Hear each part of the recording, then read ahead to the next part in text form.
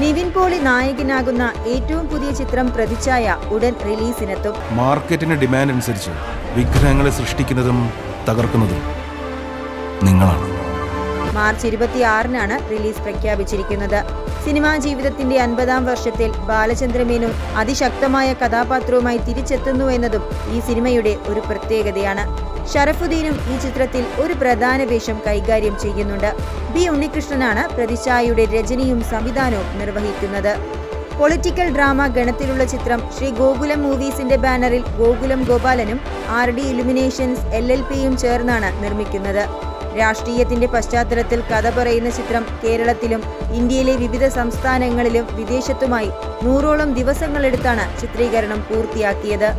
ഒരിടവേളയ്ക്ക് ശേഷം മലയാളത്തിലെത്തുന്ന political entertainer എന്ന നിലയിൽ ചിത്രത്തിന്റെ ട്രെയിലർ വൻ പ്രതീക്ഷയാണ് പ്രേക്ഷകർക്ക് നൽകുന്നത്.